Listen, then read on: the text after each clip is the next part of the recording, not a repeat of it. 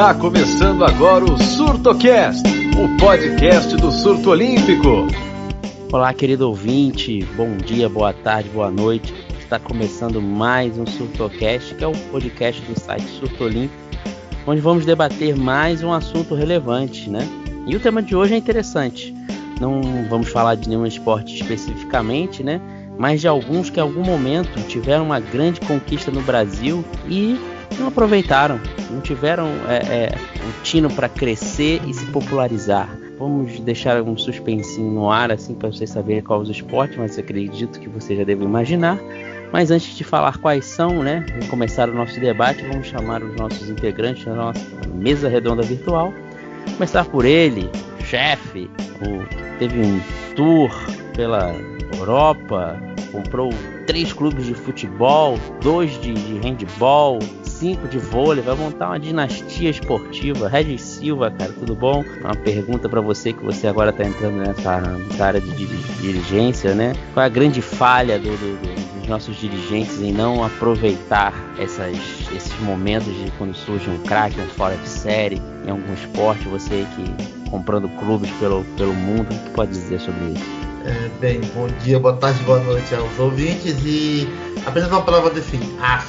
Apenas nego essas insinuações de que eu estou comprando clubes por aí, fazendo novas dinastias, enfim, isso é tudo intriga da oposição, mas é bom estar de volta, né? Europa, a gente foi divertido viajar, mas é bom voltar e contar com um cash, enfim. Pois é, cara, é complicado no Brasil aquela coisa, a gente sempre tem o hábito de não conseguir aproveitar quando vem fenômenos assim, uma geração muito boa, que conquistam títulos, resultados muito relevantes, pensar que, pronto, agora vai, deixa rolar sozinho. Infelizmente não é assim, e por isso que a gente vê, de vez em quando, alguns esportes com resultados muito bons, e com o passar do tempo eles simplesmente somem e voltam à obscuridade. É ruim, mas devemos discutir isso no programa de hoje. É isso aí, nosso outro integrante é nosso grande camarada Daniel Barbosa. Daniel Barbosa, tudo bom? Seu destaque inicial é isso. Qual é a grande falha aí de a gente não conseguir aproveitar uma geração vitoriosa em determinado esporte e fazer que ela tenha sucesso? O que será que os dirigentes estão errando? Olá, pessoal, saudações. Então, acho que são diversos fatores, né? Mas assim, o que a gente pode apontar nesse início, são 2 fatores que eu considero os principais. Um é que a gente fica sempre à mercê de um expoente, de um fenômeno. E eu acho que a gente não consegue aproveitar, as modalidades não conseguem aproveitar esses expoentes, muito por falta de profissionais capacitados, profissionais competentes para administrar as modalidades, as confederações. E um segundo, que isso é um problema de praticamente todas as confederações, são problemas administrativos que geram corrupções. A gente tem vários casos de várias confederações com problemas de corrupção, né? Presidente saindo, até indo parar na justiça, e isso acaba interferindo diretamente na modalidade, né? No crescimento das modalidades esportivas. Então, acho que são esses os 2 fatores principais. Claro que durante o podcast a gente vai elencar outros. Vamos começar no pique, né? Vamos comentar do primeiro esporte. O primeiro esporte que a gente viu, que motivou a fazer esse podcast, né, foi o basquete. No último dia 12 de junho, a gente viu comemorou 25 anos da conquista do basquete feminino, título mundial, geração de Paula, Hortência, Janete, sendo coroada como os melhores do mundo. E 25 anos depois, temos uma seleção feminina de basquete que não se classificou para o último mundial, dificilmente vai se classificar para os Jogos Olímpicos de Tóquio. Perdeu-se tudo que foi feito, perdeu-se, né? Porque vou elencar rapidinho aqui as conquistas do basquete na década de 90. O basquete feminino do Brasil era uma das potências mundiais, foi campeão pan-americano em 91, ganhou o título mundial em 94, medalha de prata em 96, 4º lugar no mundial em 98, medalha de bronze em Sydney em 2000. Só para pegar a geração de ouro, isso que a partir de 98, né, só tinha a Paula e a Janete. Em 2000 só tinha a Janete. Então, para você ver o nível da seleção brasileira, conseguiu manter por praticamente 10 anos no topo. e depois começou a cair. A Janete parou em 2007 com a prata no Pan-Americano.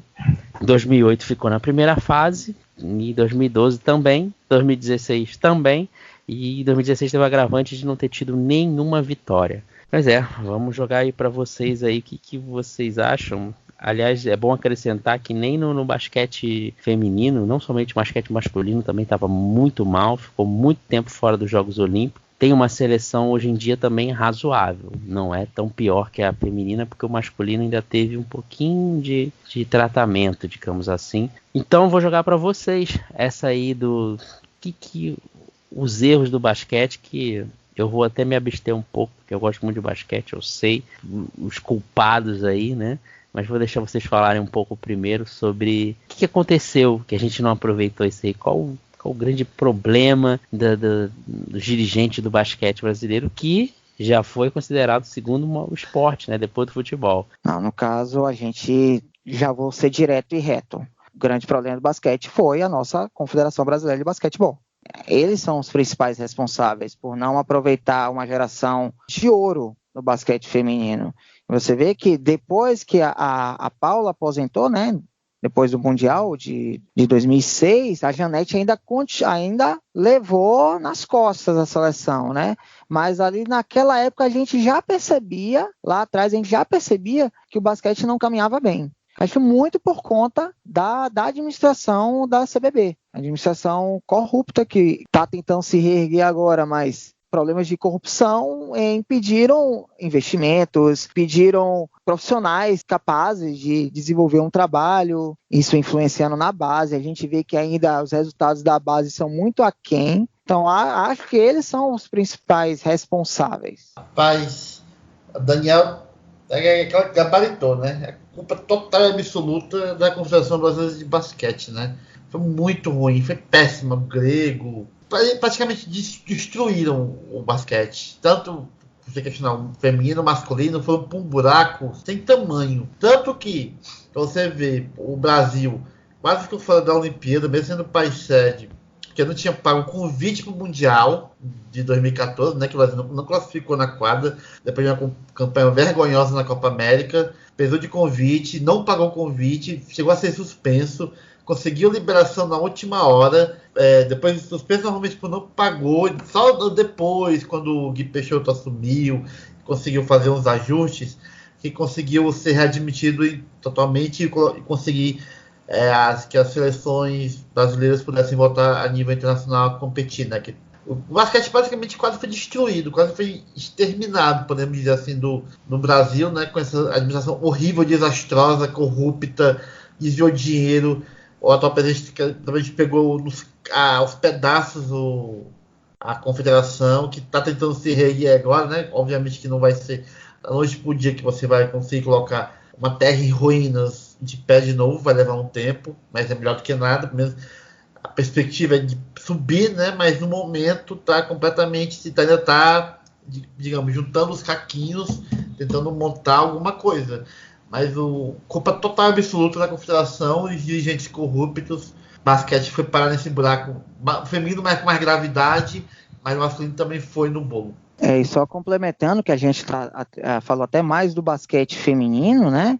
Mas até o Heli citou aí que o basquete masculino não tinha conseguido a vaga na quadra, e lembrar que o basquete masculino ficou muito tempo fora da Olimpíada. O basquete masculino voltou em 2012, depois de muito tempo fora, que aí classificou na quadra. 2016 era país sede, já estava automaticamente classificado. Mas o basquete masculino também penou bastante. Foi 16 anos, a última vez foi Atlanta 96, na despedida do Oscar da seleção. Foi voltar só em 2012, quando conseguiu a vaga realmente na Copa América, né, que era o pré-olímpico. Muito também por causa dos jogadores da NBA, jogadores que atuam na Europa, né? O basquete masculino, o basquete masculino tem alguns bons jogadores que atuam lá fora. O feminino a gente conta nos dedos, então o feminino até é um problema muito mais grave. Mas o masculino ele ficou esse tempo aí, desde Atlanta até Londres. Aí voltou em Londres e jogou no Rio de Janeiro. E vocês falaram bem, o masculino ainda teve um pouquinho de tratamento, né? Teve um campeonato brasileiro certa forma, forte, organizado pela CBB. Lembrando que o Grego assumiu em 1997, né? Ficou até 2008, que aí veio o senhor Carlos Nunes, né? Que ficou até 2016, se eu não me engano. Terra arrasada total. O Carlos Nunes, acho que ainda foi o pior de todos, que ele veio com um papo de renovação e praticamente acabou com o basquete brasileiro. O feminino, então, porque por causa de poucas verbas, né? Porque estava desviando um monte, né? Ele só apoiou o basquete masculino, o feminino ficou às traças, né? Infelizmente, não teve um planejamento de base, ou na verdade até teve, porque a base, se eu não me engano, em 2003 ou 2001, que tinha até a Érica, foi terceiro lugar no Mundial Sub-21. Então tinha uma base para continuar, só que essa base não foi aproveitada. Alguma coisa aconteceu que só a Érica saiu de lá, que é a pivô até hoje na seleção principal. Então alguma coisa aconteceu de errado. Chega a ter o material, mas não está sendo aproveitado. Foi o que aconteceu. Aí a gente tem campeonatos brasileiros que agora tem a LBF, mas ainda é um nível muito baixo. Tem alguns jogadores brasileiros que estão jogando na Europa, mas é terra totalmente arrasada. Esse novo presidente, o Guy Peixoto, realmente não sei se em um mandato ele vai conseguir resolver toda a situação, principalmente do feminino. O feminino, eu aposto pelo menos uns 5 anos aí para começar a se reerguer. O masculino porque tem a força do NBB ainda. O NBB ainda é um campeonato que se fortalece cada vez mais. Tem uma liga de desenvolvimento. Isso começa a refletir no basquete, na seleção de basquete. Tem aquele menino, o Iago, tem o Didi, que pode ser draftado pela NBA. Então, mas não é trabalho da CBB. Claro que a CBB, em 2009, abandonou o Campeonato Brasileiro e os clubes se uniram e fizeram uma liga. Inclusive o NBB foi muito tempo para clubes, foi uma quebra de braço. Por muito tempo a CBB não queria largar o osso, não queria largar o controle dos campeonatos nacionais. E como você falou, os clubes se uniram, mas foi uma quebra de braço. E a NBB começou no final dos anos 2000, né, 2008, foi fundada em 1º de agosto, né, de 2008, e agora que está gerando os frutos, né, que é um trabalho de longo prazo. O basquete feminino, para ter os frutos aí, que agora a LBF ainda está engatinhando, se a gente comparar com a NBB, está engatinhando ainda. Tem agora o novo técnico, o Zé Neto, fez um ótimo trabalho no Flamengo, mas não é da noite para o dia que a gente vai conseguir bons resultados, né? Então, inclusive, eu acho que até que pensando em Olimpíada, eu acho que o projeto não é para Tóquio 2020, e sim para Paris 2024. Acho que a criação das ligas foi muito importante para o masculino, que o masculino ainda conseguiu se manter, voltou à Olimpíada, né? Tá disputando campeonatos mundiais, né? Vai disputar mais um agora na China, tá ali aos trancos e barrancos se mantendo, né? Não é um trabalho proveitoso, mas tá se mantendo. Esse negócio de campeonato de base, não adianta você ter bons resultados na base, não adianta as seleções terem bons resultados na base. Resultado na base te dá perspectivas, mas se não houver uma transição correta, se não houver o trabalho correto, a gente acaba não aproveitando os bons talentos que surgiram nos campeonatos de base. Você me lembrou da Copa América Sub-16, que feminina, o time do basquete do Brasil ganhou dos Estados Unidos, uma coisa que não acontecia. É uma geração muito boa. A maioria dos jogadores que foram nesse campeonato foram jogar nos Estados Unidos, high school, entendeu? Agora elas estão entrando no 1º ano de faculdade, né? Na universidade. Tem uma base ali, já viu que pelo menos é uma base forte. Eu escrevi até isso numa coluna assim que o Zé Neto foi confirmado no Surto Olímpico. Eu falei, tem uma base ali que tem que ser olhada com muito carinho para ter uma transição, né? Como você falou, se não tiver transição não vai adiantar nada. Ser campeão da base não adianta nada. Você vê, por exemplo, o futebol, campeão mundial em 93, 95, 2003 na base, você conta nos dedos os jogadores que realmente deram certo, né? Porque transição, futebol, a sorte dele é a quantidade, que vai sempre vindo gente, mas no caso do basquete, temos um número bem menor de praticantes, então tem que abraçar aquele grupo ali, fazer andar.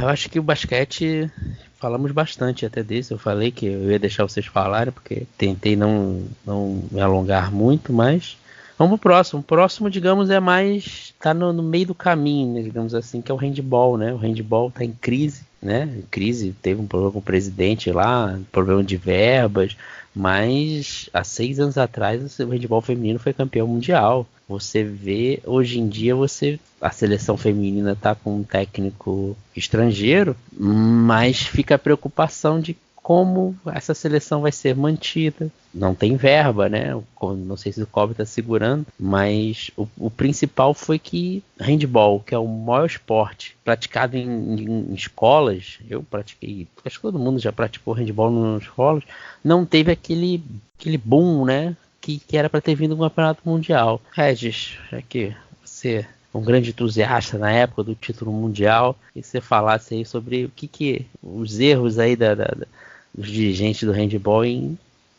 desse vacilo aí de não aproveitar, aconteceu para tudo desencadear dessa maneira.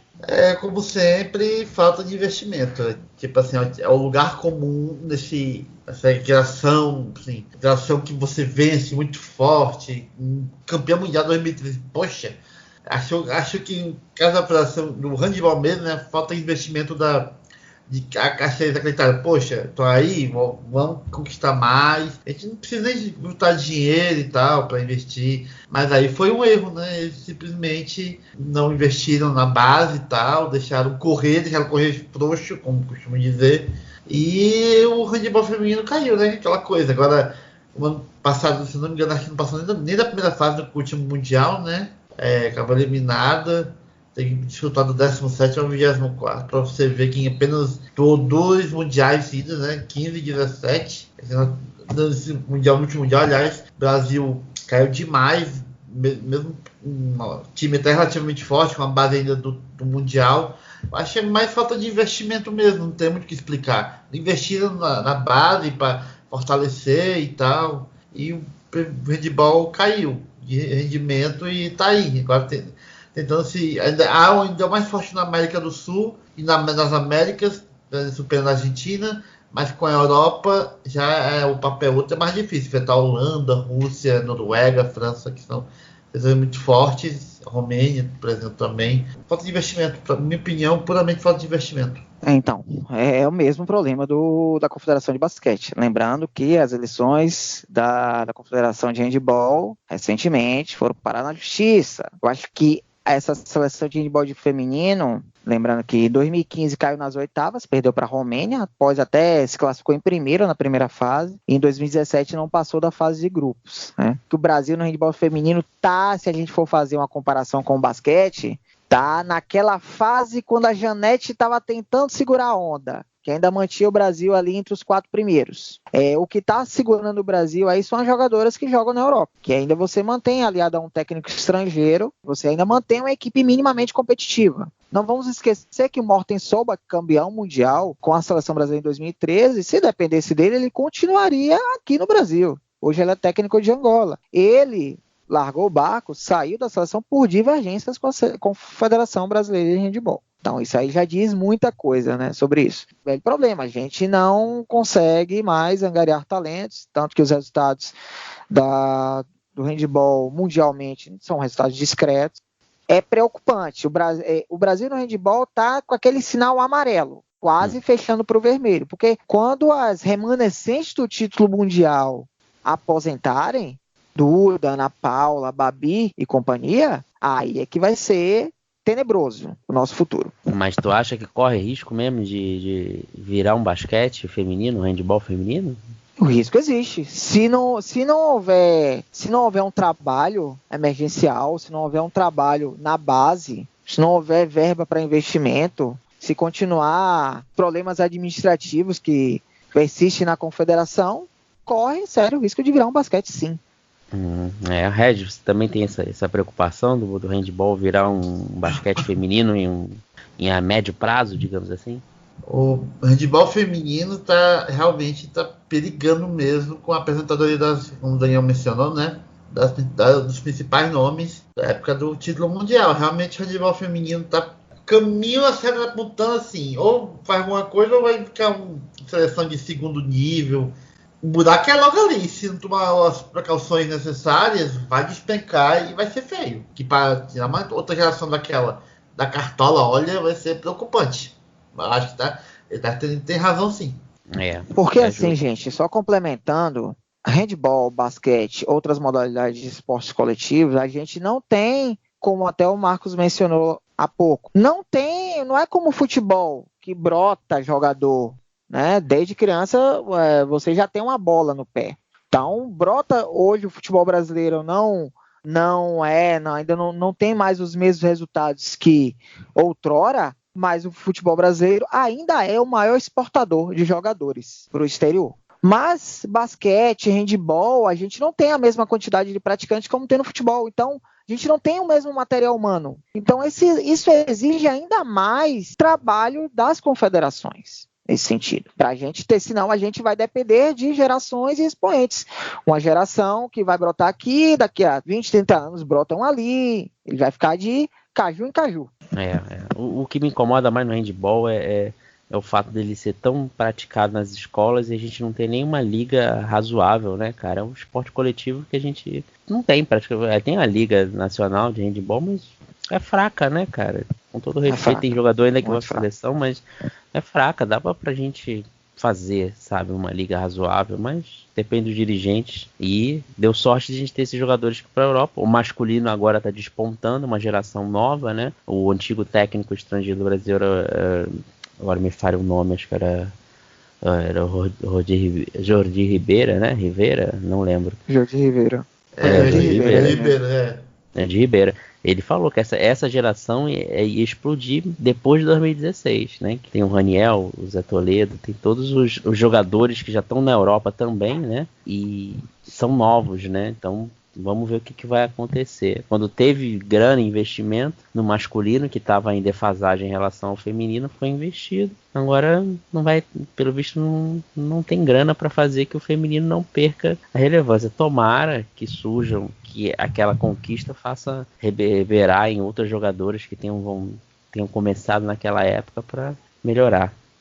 Vamos falar do nosso último, então. Nosso último esporte é o tênis, né? O tênis, tivemos a explosão do Gustavo Kuerten em 97, ganhou Roland Garros, foi tricampeão de Roland Garros, foi número 1 do mundo. Cara, a gente teve o Meligeni, que também foi um grande tenista, não foi um top 10, mas ele foi top 20, né? Chegou a ser top 20, se não me engano. Top 30. O Meligeni chegou a ser top 30, era algo que a gente também raramente tinha, né? Campeão pan-americano 2003 e chegou à semifinal de Roland Garros em 99. Foi em 99 que ele chegou ao seu melhor ranking, né, na carreira. A final de Santo Domingo foi contra o chileno Marcelo Rios. Então, número 1. Não, nessa época ele já não era mais número 1. É verdade. Mas já tinha acontecido que já tinha chegado número 1. Ele foi número 1 em 98. Foi número 1 em 98, Marcelo Rios. É verdade. A gente teve uma geração, um tenista fora de série, um tenista muito bom, né? Depois que o Meligeni ainda parou em 2003, parou cedo até, né? O Guga pelas contusões também, aí a gente começou a cair, né? Teve um sopro de esperança, né? Com o Tomás Bellucci, ele chegou também a ser top 30, né? Aquele sopro, né? Fez. Bellucci. Não vamos falar de Deus Bellucci da Copa Davis. Pô, a Copa Davis ele era um leão. O Bellucci fez semifinal. Na época era Masters 1000 de Hamburgo. Eu lembro das semifinais. Uma semifinal foi Bellucci Djokovic e a outra foi o Fedal. Um momento épico. O auge da carreira dele. O auge da carreira dele. Mas eu lembro dele na Copa Davis. Nossa, ele era um leão. Tinha umas partidas que tu falava assim, caraca, joga muito. Ele fazia umas jogadas inacreditáveis, mas infelizmente hoje em dia não temos um tenista nem entre os 50 melhores, nem entre os 100, né, digamos assim. Acho que... Então, o Bellucci ele foi número 21 do mundo em 2010. Foi justamente no ano que ele chegou na semifinal do Masters 1000, né, de Hamburgo. Bom, então hoje a gente só tem um tenista próximo ali do top 100, que é o Thiago Monteiro, que muita gente até achava que ele fosse ter uma carreira consistente. Não foi o que aconteceu, hoje ele é o número 104.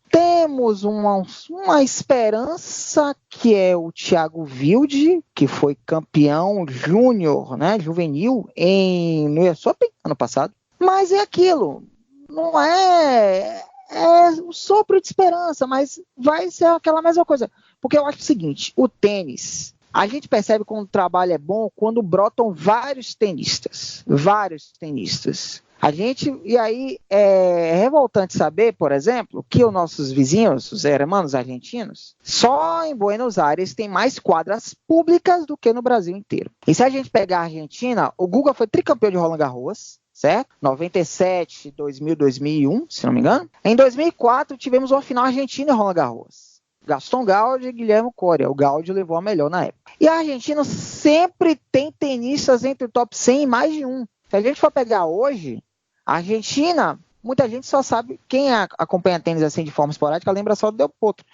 Mas hoje a gente tem 6 argentinos no top 100. Del Potro é o número 12, Diego Schwartzman, número 23, Guido Pella, número 24, Leonardo Maia, número 48, Juan Inácio Londeiro, que fez um bom torneio de Roland Garros, 59, Federico Delboni, 75. Fora os outros que estão no top 200. Então você tem 6 argentinos no top 100. A gente mal consegue colocar um no top 100.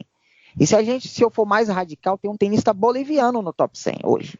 E não temos um brasileiro. Eu lembro que teve boicote, né, ali no final dos anos 90 e nos anos 2000, teve boicote, que os principais tenistas não jogaram a Copa Davis. O Brasil chegou a cair até na 3ª divisão, justamente com problemas administrativos. A gente volta a ter mais uma confederação com problemas administrativos, sai presidente, entra presidente, a coisa não anda. No caso do tênis, o tênis é um caso diferente até do basquete e do handebol, porque o tênis é um esporte individual. Claro que, só que aí você fazendo um trabalho bom, vai surgir vários tenistas. E a gente não vê, e eu não vejo perspectiva a curto prazo de termos 2, 3, 4 tenistas brasileiros no top 100. Tanto no masculino e muito menos no feminino.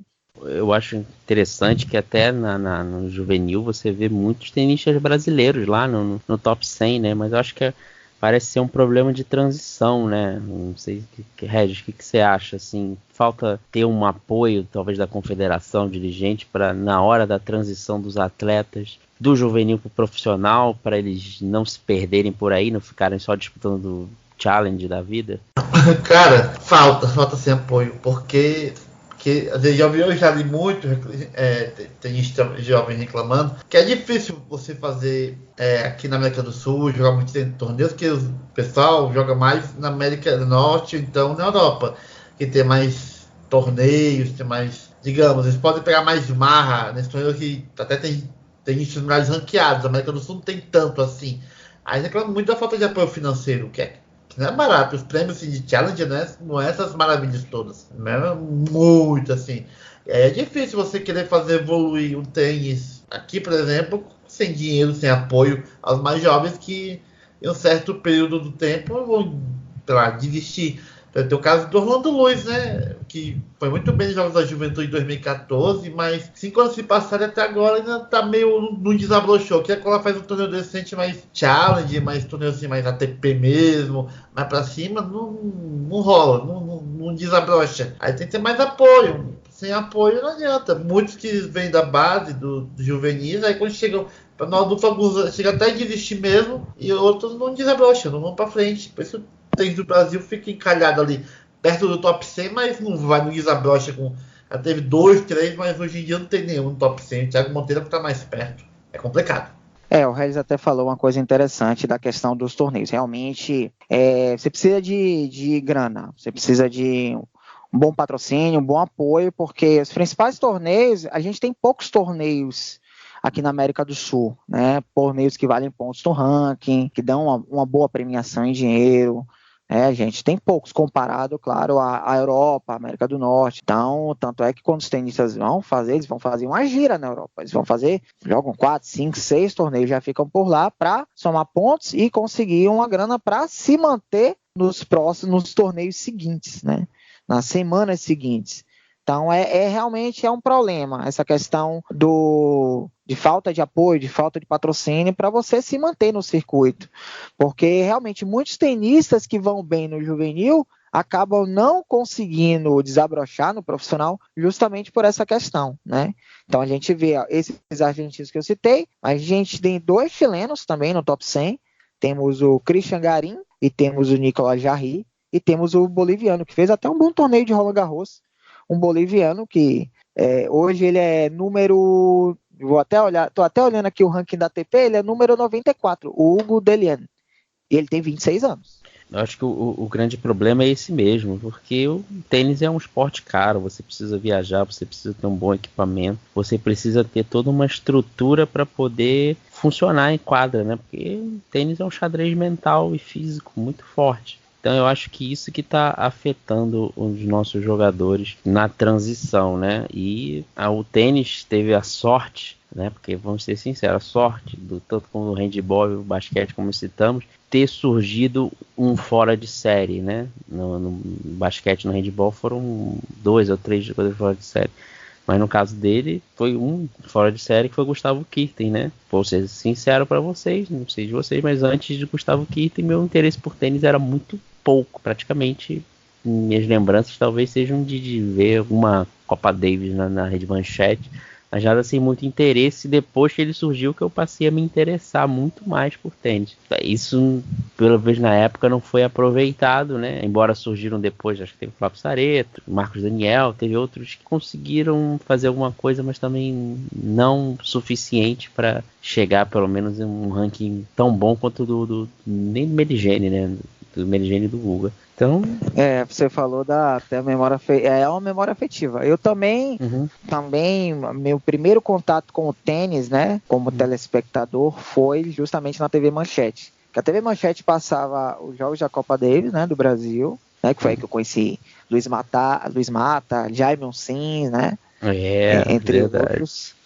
E eles transmitiam os Grand Slams. Então eu lembro Steph Graf, Mônica Seles, Gabriela Sabatini, né, entre outros, Arantxa Sanches Vicário, entre outros tenistas. Então, e o próprio masculino também, Pete Sampras, Jim Courier, André Agassi, justamente por conta da TV Manchete. Então, mas realmente a partir do Guga foi que eu comecei a acompanhar mesmo durante todo o ano, não só os Grand Slams, durante todo o ano acompanho todo o circuito, né, tanto que eu cubro para o Surto Olímpico, né, diversos posts sobre Grand Slams e outros torneios. Então, mas realmente foi a partir do Guga que eu virei mesmo fã do tênis. Acompanho o masculino e o feminino. Rapaz, eu vou falar minha primeira lembrança de tênis, capaz de parar no asilo de idosos. Marister Bueno. Não vamos tanto assim, tá? Não vamos ganhando em Wimbledon em 1959, isso aí. Martina Navratilova, não vão, ele não é tão velho assim. Não, eu lembro do Golden Slam da Steph Graf, contra a Gabriela Sabatini em 88, na final em Seul. Quando o tênis voltou ao torneio, aos Jogos Olímpicos, depois de quase uns 60 anos fora. Aqui, outra vez, acho que foi 24. Eu lembro quando o Brasil chegou na semifinal da Copa Davis em 92. Passou a Manchete. Quando perdeu acho que foi da Suíça na semifinal. Foi da Suíça.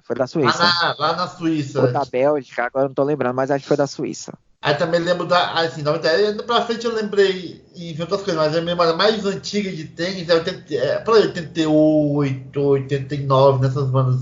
Pois é, a idade entrega. Tu é velho, hein, cara? E só complementando, Steph Graf ganhou o Golden Slam legítimo. Mesmo ano. Porque tem gente que ganhou, o Golden Slam legítimo é você ganhar os 4 Grand Slams e a Olimpíada no mesmo ano. Exatamente. Porque tem gente que ganhou os 4 Grand Slams e a Olimpíada depois. O Golden Slam legítimo só Steph Graf conseguiu. Lembrança de 88, resultado gráfico contra o Sabatini, saudades do...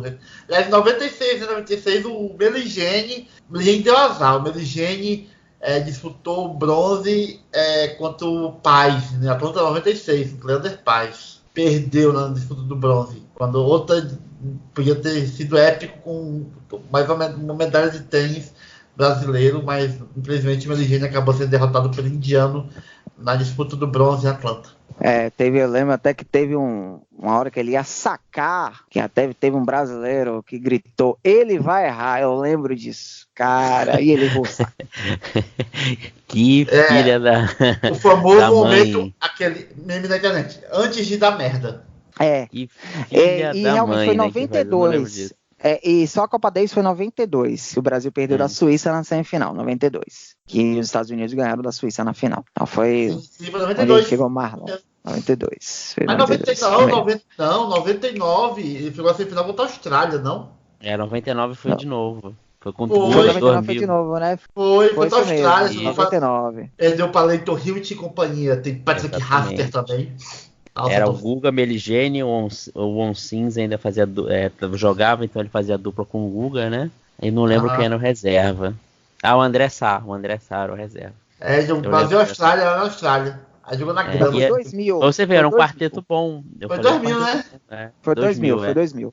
Olhando aqui, Guga, o Brasil perdeu da Austrália. Foi 5 Um a 0, foi na quadra de grama, inclusive. Aí realmente. Ficaram na grama porque covarde voltar. pra ferrar todo mundo, né? Foram malandros eles. Que Mas essa era um a graça quarteto da bom. Copa Davis. Essa era a graça da Copa Davis. Tinha torcida e você fazia muito bem o seu mano de quadro, porque você escolhia a superfície, que você era bom e que você achava que seu adversário não era tão bom. Mas agora fizeram a Copa Piquet, fizeram a Copa Piquet, estragaram com tudo isso. Mataram a Copa Davis. Obrigado, Piquet. Agora. Palmas pra Obrigado, você. Piquet. Você como jogador de futebol já é superestimadíssimo. Ainda estraga a competição dos outros por causa do dinheiro. Mas tudo bem.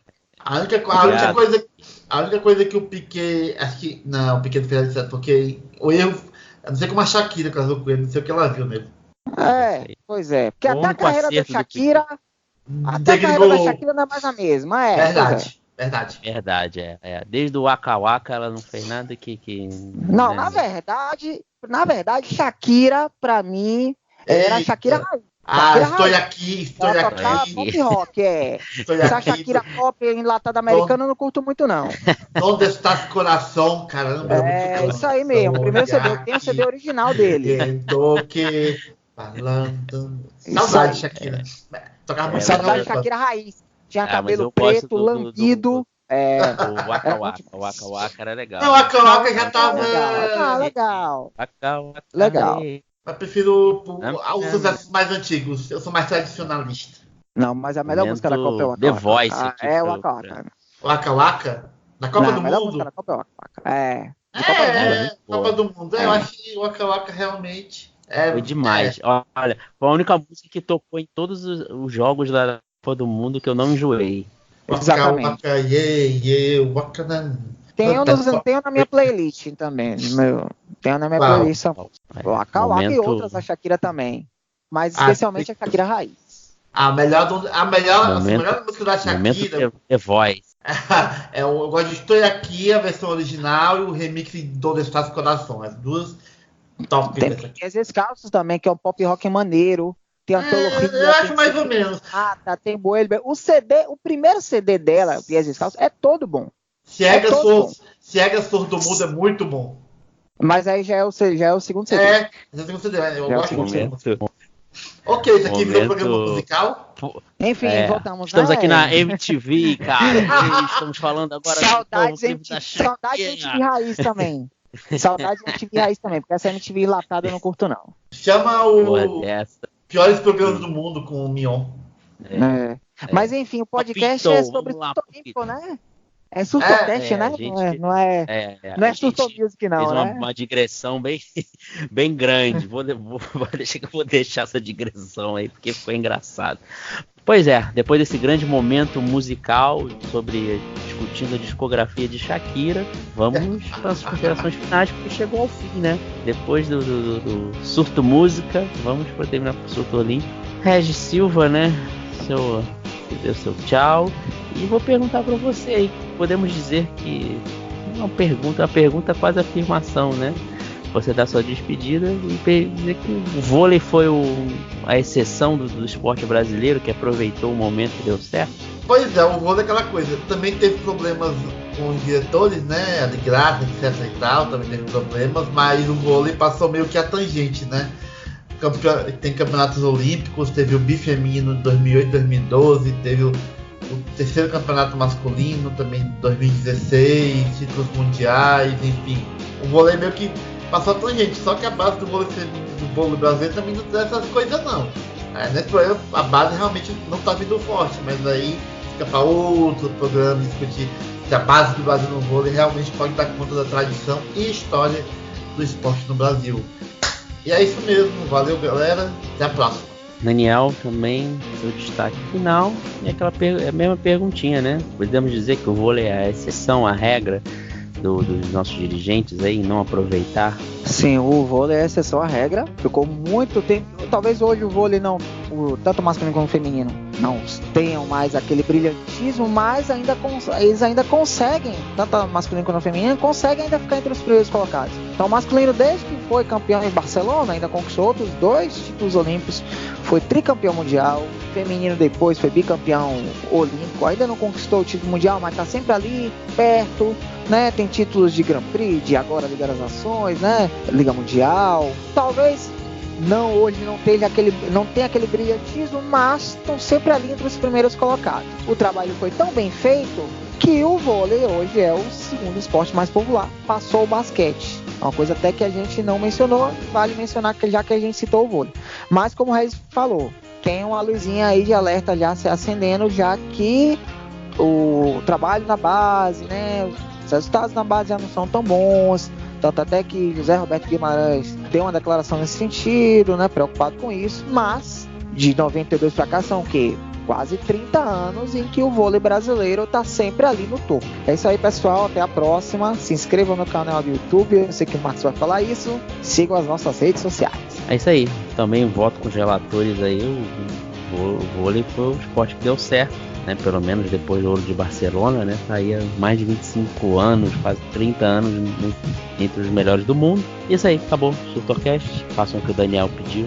Se você está ouvindo pelo YouTube, se inscreva no canal, dá uma curtida, dá o seu feedback aí, que a gente sempre está tentando melhorar o nosso podcast para ficar nos trinques para você. Qualquer notícia, site www.surtolimpico.com.br, lá vocês acompanham tudo que está acontecendo, torneios, notícias, entrevistas, fiquem ligados lá e agradecer a todos por terem ouvido aí nas outras plataformas, né? Porque senão o pessoal do Spotify, do iTunes vai ficar triste. Um abraço para vocês e obrigado por vocês terem ouvido.